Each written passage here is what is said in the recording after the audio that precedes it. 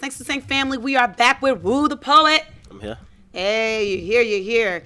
Making a name for yourself and living within your purpose, right? Right. Every day. So some of us are not as fortunate, right? Part one, we talked to Corin, and Corin was fortunate to have her parents supporting her in her endeavors. Mm-hmm. How was your journey like? I would say it was the complete opposite.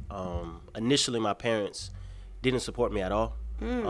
They're more of like a l'école laga l'église kind of family. I know that's right. Yeah, you know I can agree. Like, they just wanted me to go to school and do the school route. But I knew that it wasn't necessarily for me. Like, I went to school, I graduated from FIU, but I realized that I ultimately wanted to pursue my dreams and be financially free and do things that would make me ultimately happy. What did you major in? Communications. Oh, okay. Yeah. So it's not too far Yeah, off. not too far off at all.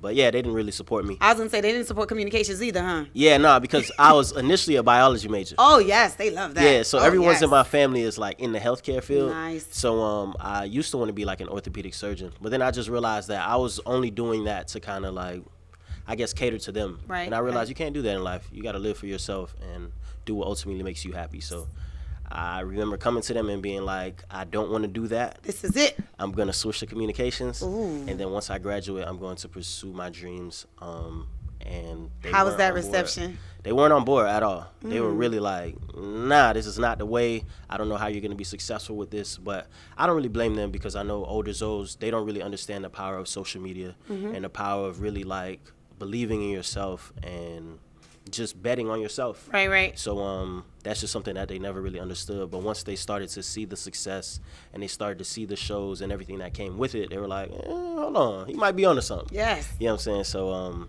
my dad is still kind of on the fence, but my mom is like completely on board. Really? Yeah. Was it the poem?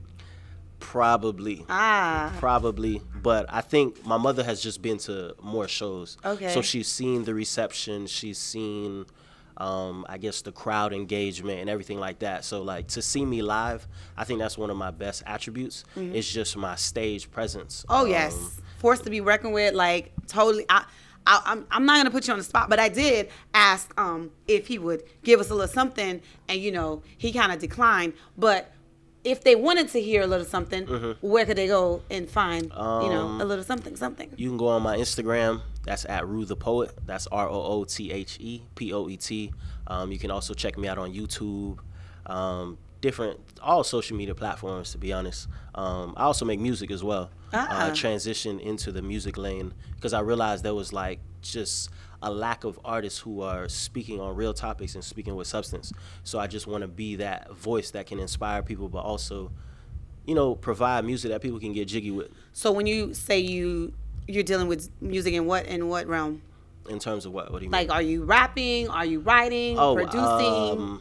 Beats? I songwrite. Okay. I rap and I sing. You sing? Yeah, I sing too. I've never heard you sing.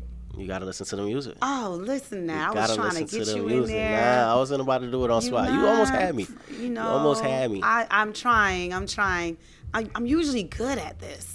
You are good at it. Maybe it's the quarantine that had me not being smooth. I'm usually a smooth you smooth. It was smooth. But okay. You feel me? When two smooth people, it cancel out. You're right. You're right. I gotta do a little bit better than that. Gotta do a little better. All right. So I know your English teachers loved you. Oh man, I loved English because it was just like, to me, I feel like writing is subjective. You know what I'm saying? So it's just like, if I'm writing essays, I'm giving you my personal opinion.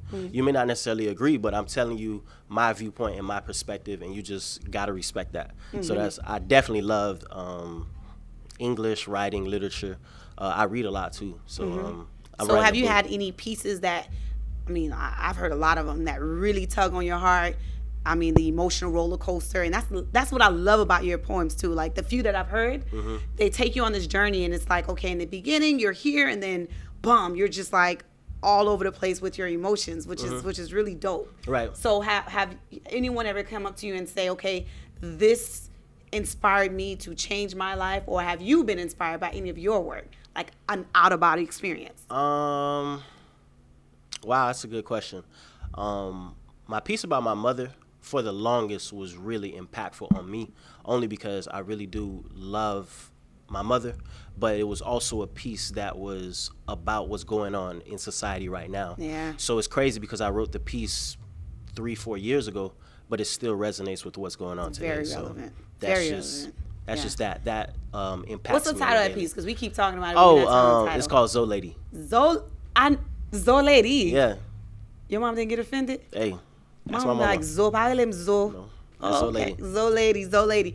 We'll be right back. Thanks for Sang TV. More from Woo the Poet in just a few.